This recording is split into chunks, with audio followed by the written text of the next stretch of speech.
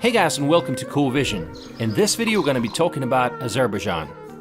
Azerbaijan is a country in the South Caucasus region that is bounded by the Caspian Sea to the east, Russia to the north, Georgia to the northwest, Armenia and Turkey to the west, and Iran to the south. Azerbaijan also has a landlocked exclave known as the Nakhchivan Autonomous Republic.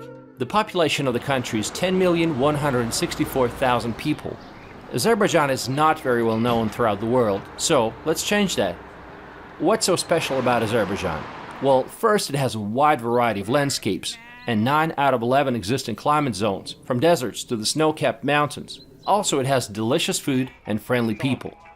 Through different time periods, this area was part of Caucasian Albania, Iranian dynasties, Russian Empire, and the USSR. The Republic of Azerbaijan proclaimed its independence from the Soviet Union on August 30th, 1991. Since then, it has come a long way, but it had an obvious advantage over the other USSR republics. 2/3 of the country is rich in oil and natural gas. First industrial oil production in Azerbaijan started in 1847, that is 11 years prior to oil discovery in Pennsylvania, USA. By the turn of the 20th century, Azerbaijan was producing nearly half of the world's oil. Today, the country's nominal GDP is over $73 billion. It's a huge step forward since 2004, when it was less than $8 billion. The national currency is the manat. Let's take a look at the major cities of the country. Baku is the capital and the largest city of Azerbaijan, with a population of 2,293,000 people. It is situated on the western coast of Caspian Sea, on the southern shore of the Absheron Peninsula. Baku is sitting 28 meters below sea level, which makes it the lowest lying national capital in the world. How's that possible? Because the Caspian Sea is also below sea level. The main attraction of the city is Shahar, or the inner city. Within the inner city lies the Palace of Shirvanshahs, a royal retreat dating back to the 15th century, and the centuries-old stone Maiden Tower, which dominates the city skyline. It's a city within a city. In 2007, it had a population of about 3,000 people. Carpet merchants, men playing backgammon, and a labyrinth of narrow, well-groomed streets with foreign embassies, restaurants, and souvenir shops.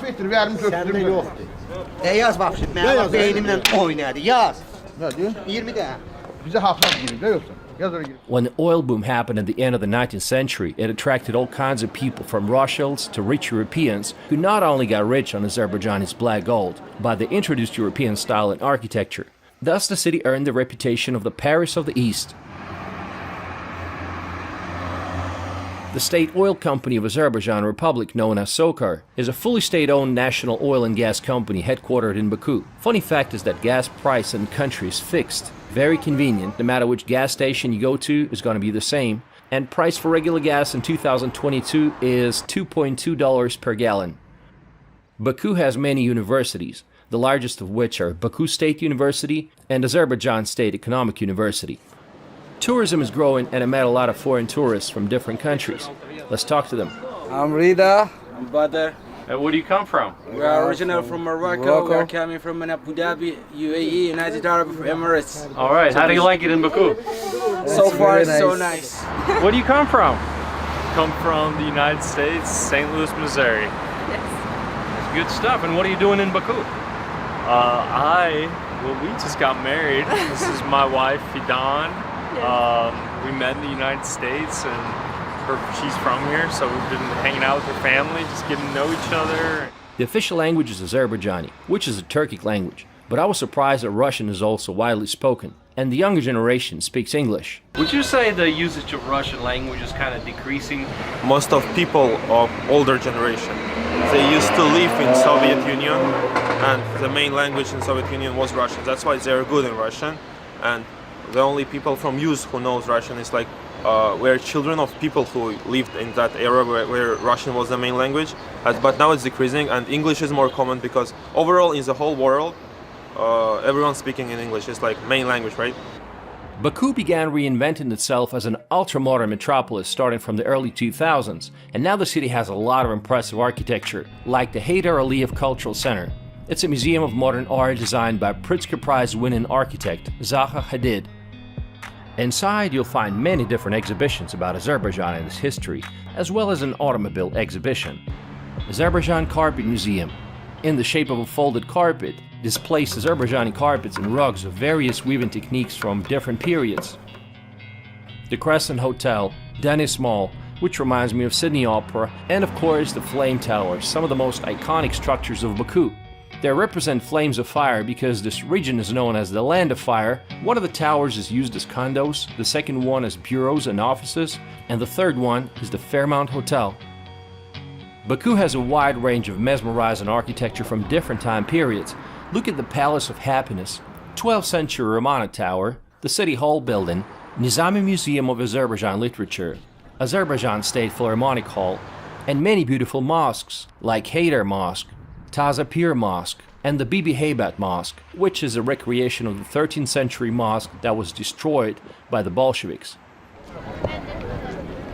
Baku Waterfront Boulevard is my favorite part. It's a pedestrian promenade that was established in 1909, which runs parallel to Baku's seafront. There's an amusement park, Ferris wheel, a yacht club, musical fountains, and lots of restaurants. And even a mini Venice with gondolas. How cool is that?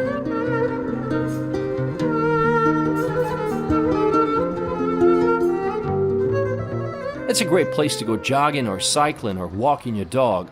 Baku has hosted a lot of international events like the Eurovision in 2012, the 2015 European Games, and Formula One race on the Baku City Circuit, with a track going around the old city. The city has cool taxi cabs. These black and purple and yellow cabs were introduced in 2011, and they look like London cabs. You only find these cabs in two cities in the world, that is London and Baku. But they are pretty expensive, so if you are on a budget, you can use Bolt app to get a ride. It's really affordable. When it comes to public transportation, Baku has buses and a subway system that was opened in 1967, and it has 3 lines and 25 stations at present. A single ride for subway and buses is just 18 cents. There's also the Baku funicular that can take you to the Flame Towers. There are many new residential areas being built, like Baku White City, which kind of reminds me of Paris. What do you think? It's going to be a community for about 50,000 people. How much is a one-bedroom apartment here? It's around $84,000. Baku has a modern international airport that was designed by a Turkish firm. I really enjoyed the famous cocoons, that is wooden pods on the top layer. They house cafes, bars, as well as children's play areas. Baku men love conspicuous consumption. And if you want to show everyone that you've made it, you gotta have a Mercedes G-Wagon.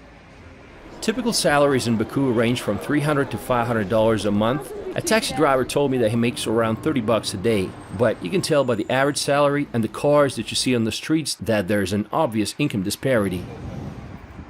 In the vicinity of the city, there are many places to visit, like mud volcanoes, salt lakes, and natural gas fires like Yanar Dug, which means a burning mountain. True to its name, the mountain has been blazing for at least 65 years. I'm at a place called Yanar Dug, and it's a natural gas fire that's been here for who knows how long, but it was only discovered in 1950 by a shepherd who accidentally lit it.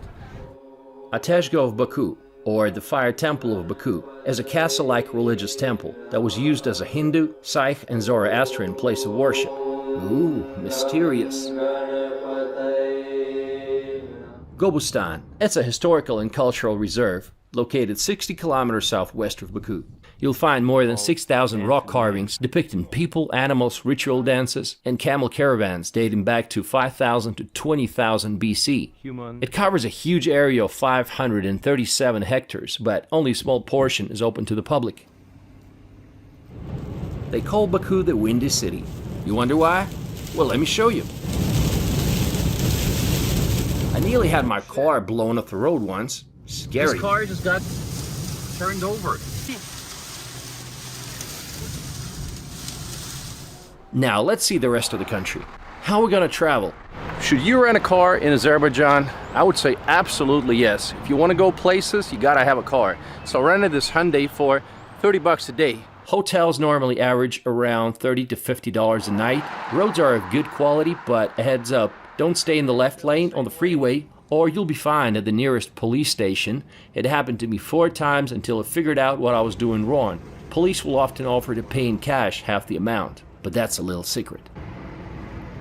Taking a road trip is safe and fun. Along the roads you will see vendors selling seasonal fruits. There are plenty of rest areas and restaurants. Once you leave Baku, you'll start seeing a lot more Ladas, that is old Soviet cars, because outside of Baku, wages are a lot lower. Okay, now we're gonna visit the second largest city of Azerbaijan, and that is Sumgait. Hey guys, and welcome to Sumgait, which is the second largest city in Azerbaijan. The population is 345,000 people. It's a pretty industrial city, not too many sites, but the seaside promenade is very nice, and they have Sumgait State University. It's located 31 kilometers away from Baku. Founded in 1949, Sumgait grew rapidly as a major chemical and metallurgical center. Its plants produce aluminum, steel pipes, synthetic rubber, petrochemicals, and much more. All of this unfortunately jeopardized the environmental situation, and now it's one of the most polluted areas in the country. The city used to have a tram and trolleybus system in the Soviet days, but now it's just buses, minibuses, and taxis. Around the city there are more than 20 beaches and even a water park, and because you can't swim in Baku, people would drive here to spend some time on the beach. The Waterfront Boulevard and Nasimi Park are popular places to hang out, relax, and watch the sunset. Peace Dove is a famous sculpture in Nasimi Park and is the symbol of Sumgait. Let's talk to some locals. Okay, what's your name? Slava. My name is Ravshan. Ravshan. Nice to meet you, Ravshan. What's your name? Azaya Vaysel. Okay.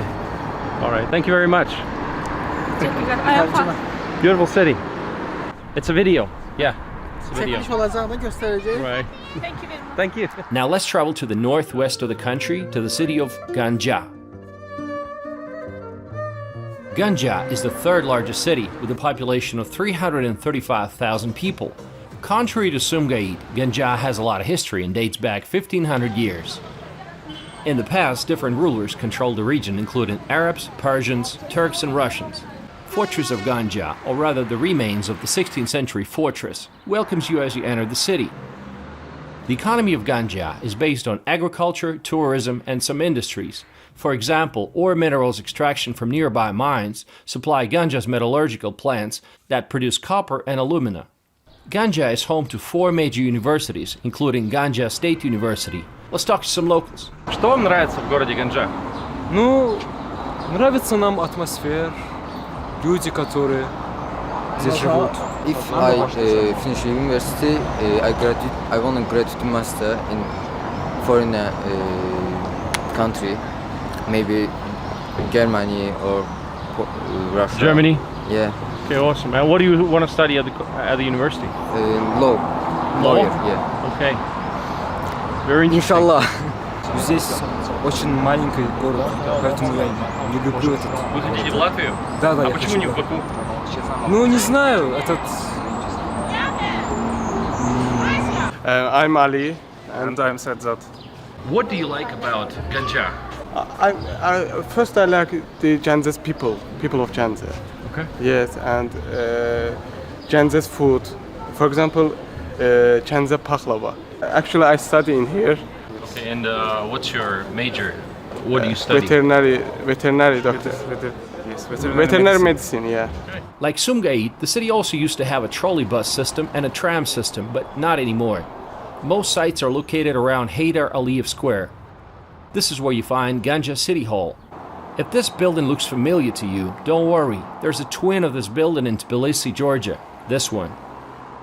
Right next to the square, you'll find Juma Mosque. This mosque is called Shah Abbas Mosque, or also known as Juma Mosque. It was built in 1606, but the minarets were only added in 1776. Shah Abbas was a king of Iran in the 17th century. Let's go inside.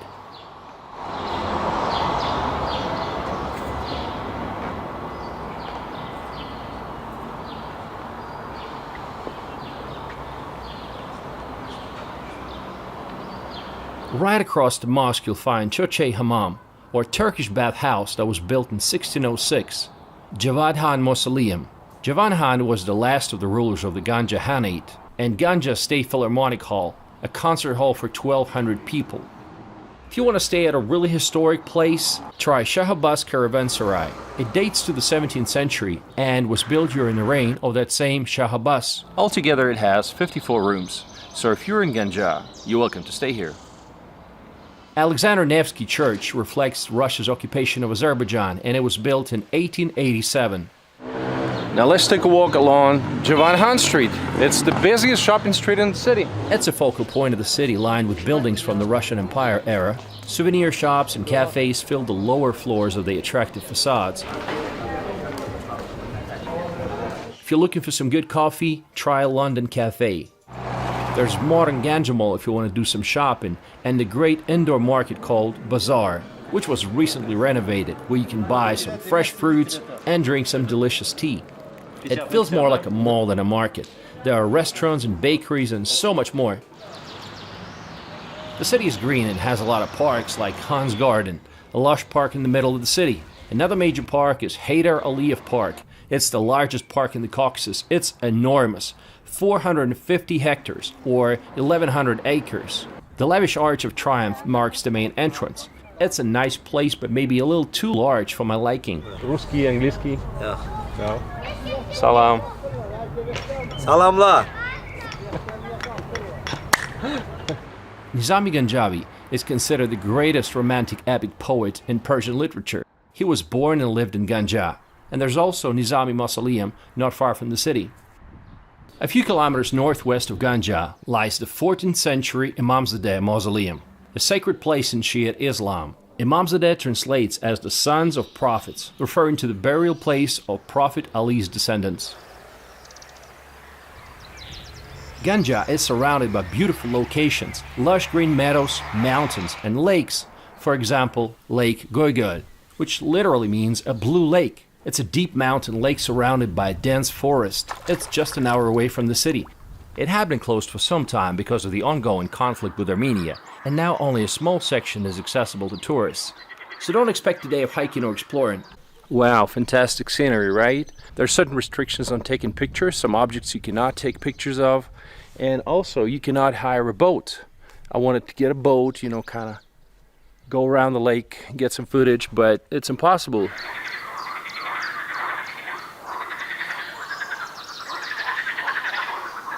But driving to this place through the mountains and traditional villages is absolutely worth it. You can also visit different remote locations in the mountains like Gadabay, a small town of 9,000 people. It is absolutely picturesque, so let's take a moment to enjoy the scenery.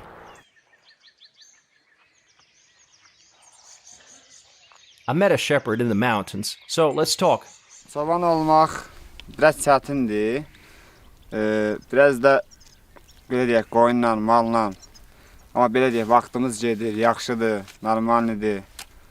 Ondan sonra dağların təmiz havasıdır, rahatçılıqdır, çox yaxşıdır.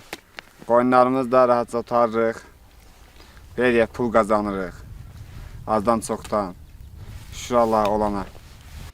I ran into these guys at a local restaurant, and they invited me to have some tea in the mountains. Great hospitality.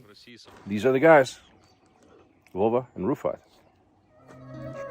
Now let's travel to the very south of the country, to the city of Lankara. Lankara is a city in southern Azerbaijan, just 30 kilometers away from the border with Iran. So I found the central square of Lankara, and this region is famous for its agriculture. It's enjoying a subtropical climate.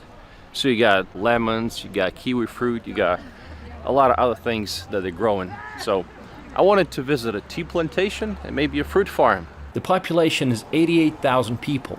They call it the Sri Lanka of Azerbaijan because this area gets the highest precipitation in the country.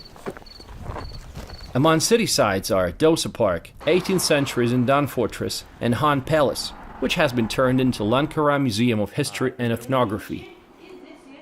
It's hot, and I'm thirsty for some high-quality tea, so let's visit a tea plantation.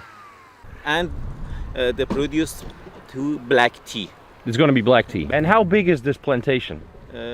Biggest, yes, حدوداً 100 hectares. This is the plantation of Astra Chai Company. It's 100 hectares, and it's going to be nice black tea. Əsəbləri sakitləşdirir. Bir neçə xəstəliyin dərmanıdır. Tam organik çay. Astara çay, şahların çayıdır Astara çay. Without pesticide. No pesticides. I can understand organic. It's organic tea. I understand. Hello, hello. Hello, hello. Hello, hello. Охлаждать. А потом уже через 20-18 часов будет готов. Вот так. Now it's time to drink my well-deserved cup of tea. I also visited Citrus Garden and met some awesome people. Let's go for a walk around the garden. So I have come to Citrus Valley and I came unannounced. Nobody's expecting me. Just walked in through the gate. These are just gorgeous. Getting windy a little bit. Love it. What's your name? Saeed. What's your name? Sarah. So Sarah, you gonna show us the garden? Yeah. Kiwi fruit. Yeah, but there's no kiwi right now. Right. Flowers, which come after kiwi. Newborn baby ultras. The best ones are in the top, but these are many. Wow, that's a lot. It's really nice. Tangerine. It's really pretty. Yeah. So this is an orange. Come here. There are bees here. Oh, bees right now. That one. It's a little lemon. It's so cute. Let's give it a few months, it'll grow.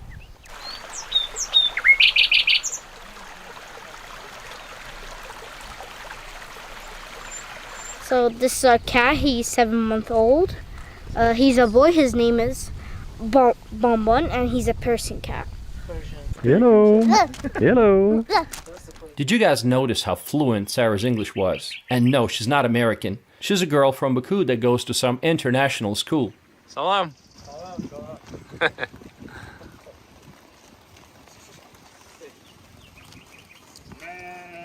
So I came to this restaurant. It's called Dad House, and I was recommended it. So let's go and check it out.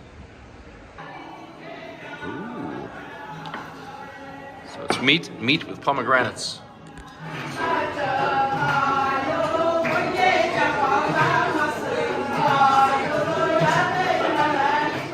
Alright, let's say goodbye to subtropical Ankara and relocate to a historical city that once stood on the Silk Road, Shiki.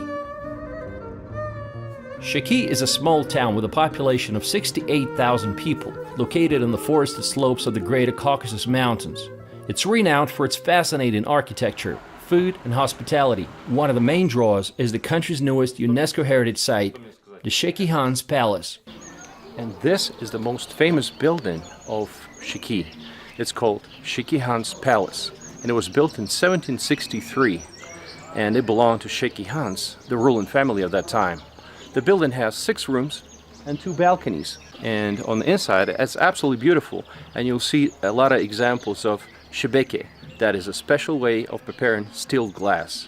Besides the Summer Palace, there's also the Winter Palace, which was just recently discovered. The most famous Sheikh Hans Palace is the Summer Palace, the one that I showed you before. But this one's the Winter Palace of Sheikh Hans.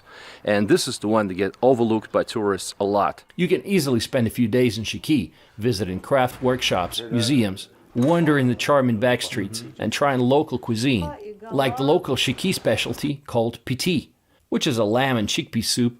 Let me show you how to eat it. First, you tear apart some bread, and you pour some broth on top of it. And then the second stage is you smash and eat the rest. So let's do it. It started as a workers' man meal because it's so substantial. You get the first course and the second course, all in one meal.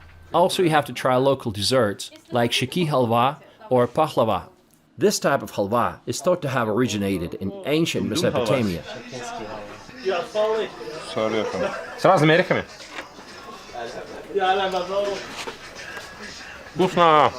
The coolest place to stay in Shiki is Caravanserai Hotel. Caravanserai is probably one of the most unique hotels in this area because it's been around since the 18th century, and a lot of the traders back then were staying in it while they were on their way through the Silk Road.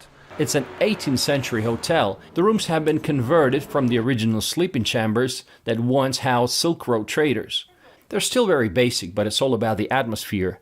As I entered the hotel, I met Ravana, who happened to be the director of the hotel, and she offered to give me a tour. I said, yes, please. Меня зовут Равана. Равана Гусейнова. Я здесь работаю. Там летний ресторан, и наверху у нас зимний ресторан. Да, чайный дом тоже есть. Хорошо. На первом этаже, да. I also made friends with Aljun, a local football coach, a great guy who's trying to encourage more girls to play soccer, because the Azerbaijani society is very conservative, especially outside of Baku, and mostly expects women to become housewives, cooks and doctors. He invited me to come see one of the local games at the stadium. Wow, it's hard to stay focused on the game in such a breathtaking place. Эльджун, расскажи, чем ты занимаешься в городе Şəki? Mən Şəkidə futbolla məşğulam. Mənim futbol komandam var. Qadınlardan və oğlanlardan ibarət. Mən həmçinin Şəkidə və bir çox kəndlərində qadın futbolunun inkişafı ilə bağlı işlər görürəm. Bu hususda çalışıram. We are in the city of Şəki and I want you to meet my friend Tural. I was born in Şəki. I am a small businessman. I have PlayStation Club. Good. What's your favorite game? My favorite game is soccer. Do you want to live here forever or do you want to maybe travel the world? Maybe I want to go other country for my kids, for education. Which country? UK, USA or other European countries. Okay. The area around Şəki is incredible. You can make day trips visiting waterfalls, old bridges, churches, ancient defense towers, and so much more. Make sure you do some hiking. My friend Aljun took me to Perigala, which in Azerbaijani literally means a fairy castle. A limestone brick structure built 300 meters up the side of a cliff. Took a lot of effort to get there, but it was worth it. Biz indi Zaqatalanın yuxarı Çardaqlar kəndində Pəri qalasına gəlmişik. Pəri qalasının dəqiq tarixi məlum deyil, ancaq onu 3-cü, 5-ci əsrə aid edirlər tarixçilərimiz buradan tapılan qalıqlara görə. Pəri qalasına bənzər bir qala mən Azərbaycanda başqa bir bənzər qala görməmişəm. Bura çıldırım qayaların üzərindədir, yol da çox çətindir. Yəni bir yol var bura gəlmək üçün. About an hour away from Şəki, you'll find another popular town, Gabala.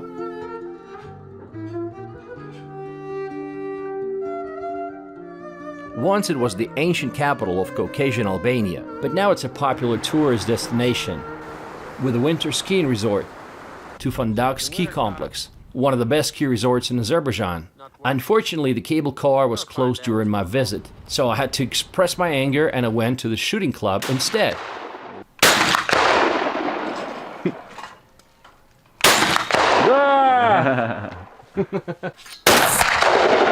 I have to say, restaurants in Gabala are some of the most impressive ones that I've seen. They're huge like parks. Combine that with excellent food and service, and you're not going to live disappointed. Oh. In Gabala, I met with Tawakkul from Wilderness Cooking. Fresh air, fresh food, it doesn't get better than this. Who runs a fantastic YouTube channel about outdoor cooking and living in peace with nature, and we cooked some delicious lamb. I have a separate video about it. If you haven't seen it, check it out. Super. Super.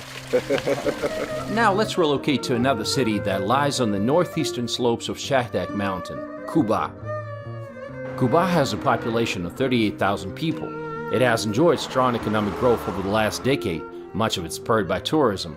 Some points of interest are Juma Mosque. This mosque was built completely of red brick in 1802. Nizami Park, that was built by captured Germans in 1946. There are plenty of small booths where people can have lunch and get together with their friends, have some tea, because tea is a tradition, right? Wonderful place. Как вас зовут? Муса. Очень приятно. А вот как часто вы собираетесь в парке попить чай? Почти каждый день. Каждый день? Да, после работы. Чем занимаетесь? Я спортсмен. Да, чемпион мира. По? По греко-римской борьбе. Греко-римская борьба? Да. Здорово, здорово. Еще тренером работаю я. Да? У нас здесь поблизости клуб есть. Угу. Там я тренером работаю. Здравствуйте, меня Исламом зовут. Ислам. Да. Вы всегда жили в городе Куба? Я здесь родился. Очень хорошо. Маленькая городишко. Она не маленькая, где-то 160 тысяч здесь населения живет. Угу. Что порекомендуете туристам посмотреть? Очень много здесь мест туристов. Вот здесь у нас Сойгрым, как армяне убили в 1918 году азербайджанцев. Вот Сойгрым, стадион есть здесь. Горы, река течет и леса, а там море. Это единственное место, может быть, в мире. Да, все есть у нас. Люди здесь прекрасные, любят, и туристов любят, и всех. Salam.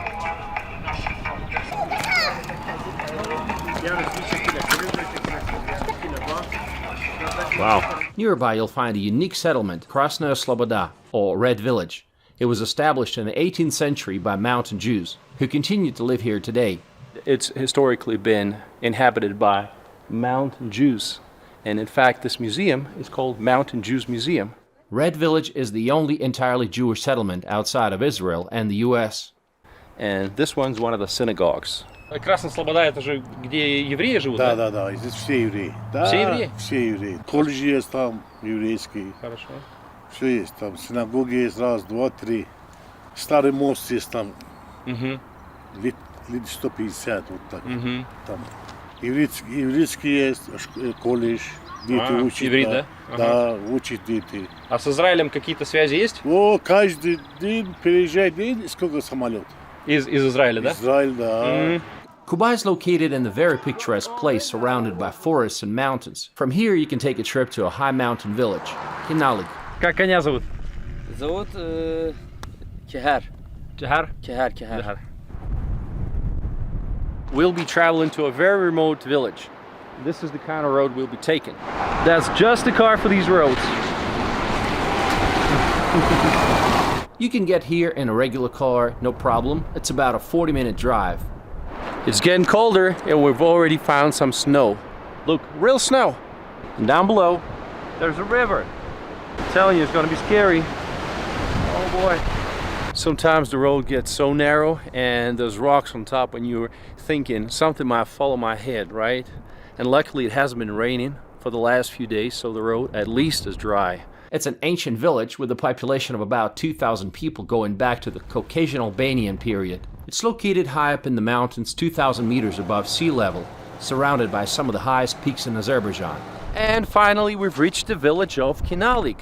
And it's pretty chilly out here. You see, I put on my sweater. Now, this village is a pretty ancient one, and it has very different traditions from other regions. They have their own language, and because it's so hard to reach, they kept a lot of their traditions that are very unique. What's your name? Merhab. Merhab. Nice to meet you. My name is Slava.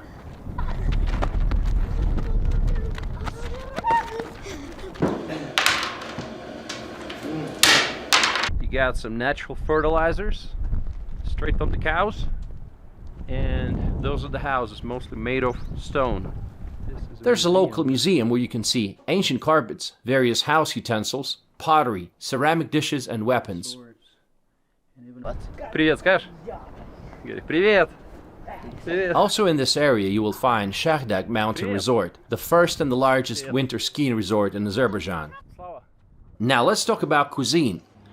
Azerbaijani cuisine reflects its unique geographical location on the crossroads of Europe and Asia, with an access to the Caspian Sea. The Azerbaijani breakfast is heavy in dairy products, consisting of butter, various types of white cheese, cream, as well as honey, tandoori bread and eggs, and lots of tea. In Baku, a breakfast like this will cost you $5 to $6. Black tea is the national beverage, and it's drunk after food is eaten. It is also offered to guests as a gesture of welcome. They drink tea from marmuta glasses. Sometimes rose water is added. I was surprised to still boil water in heated metal containers, known as samovars, which come from Russia, but in Russia they're long forgotten.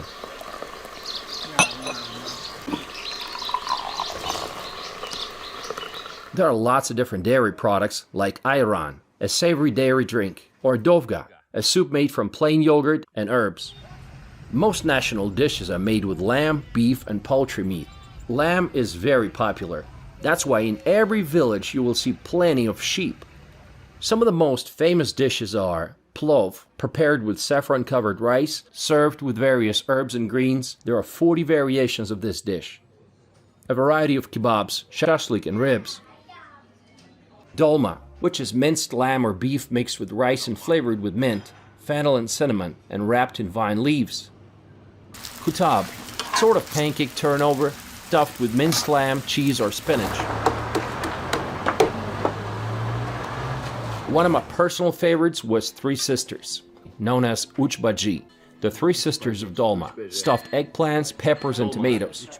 One dish that I don't recommend to you, though, is hash. I tried it once and it was awful. It contains boiled cow or sheep parts, which might include the head, feet, and stomach. It's extremely pungent in smell, but it's known to battle hangovers. Light snacks and appetizers on the table are very important, and every time I was having dinner with locals, they always ordered way more food than we could have handled. And of course, the local delicacy is Caspian Sea caviar.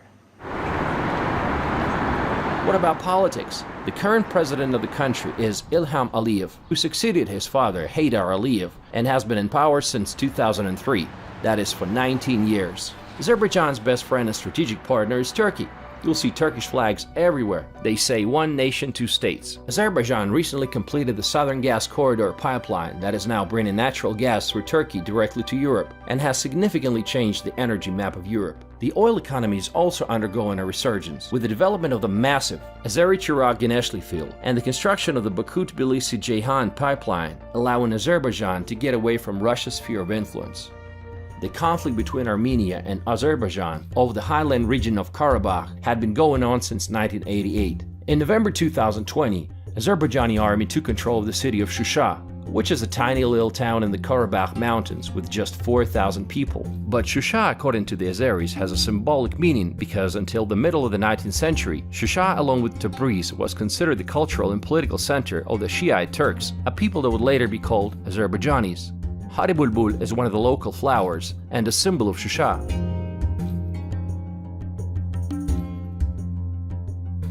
Azerbaijan has no trade with Armenia and their border is closed. All throughout the country you will see political banners like this. Like I said at the beginning of the video, people don't know much about Azerbaijan, and I had no idea what to expect. Is it safe? Is it not safe? It turned out it's very safe. The country has very little crime, but it comes with some restrictions. The police presence in major cities is huge. You cannot take pictures of certain government buildings. Normally, if you see some armed security guards, it's safe to say, don't take that picture. Police stopped me a couple times and inquired what I was filming. Needless to say, flying a drone is out of the question, unless you find a local guy with a permit, which is hard to get. А я вот зашел сюда, и все открыто было. Вы даже дверь не закрываете? Здесь спокойно. Вообще? Никто не ворует ничего? Нет. Воров нету? Нет. Почему? Куда все делись? Закон здесь хорошо. Работает хорошо закон? Да. Спасибо. Despite economic growth in recent years, most people living in rural areas still make low wages. Agriculture is a major source of employment for them, but agriculture only makes up 6.7% of the GDP. Since 2022, the minimum pension was increased to $141 a month. What are the people like? My impression was that people are very polite, well-mannered, and respectful. I didn't see any drunks or a single fight in the street. Around 97% of the population are nominally Muslims, but in reality, I was told, many people don't go to the mosque. Outside of the capital city of Baku, people are very conservative. Let me give you an example. We went to this restaurant in Zhiki for a few beers, and I couldn't find one single lady among the customers. Came to get some beer with my friends, and one thing I noticed is that I don't see one single woman in the whole area. In Baku, it's very different, of course. People have a lot of respect for the elderly. They call them aksakals, which literally means white beard. So when you get old and grow a white beard, you become an aksakal and one of the respected leaders of a village. Men would normally get together in the evening to chat and play some table games.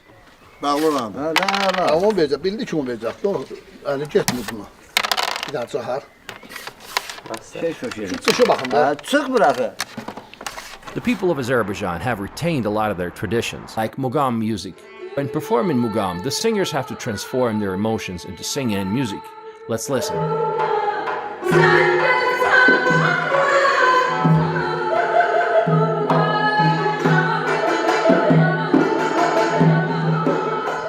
Freestyle wrestling has traditionally been popular, but currently the most popular sport is football. Azerbaijan is also one of the traditional powerhouses of world chess. Just think about Garry Kasparov. Is the population growing? Yes. In 1960, it was 5 million. In 2010, it was 9 million. And in 2022, it's over 10 million. Any downsides? Unfortunately, I've seen some garbage along the remote roads. Let me show you.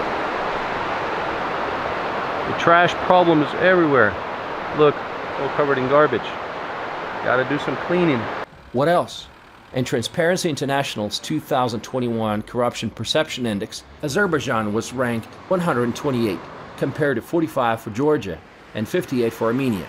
On the bright side, Azerbaijan is becoming a popular tourist destination in this part of the world for religious, spa, and healthcare tourism. Most people come from Russia, Georgia, Iran, Pakistan, and Turkey.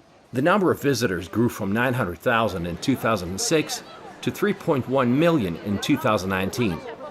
And you can be one of them. Alright, thanks for watching this video, guys, and let me know what you think about Azerbaijan and if you would like to visit this country. See you in my next video.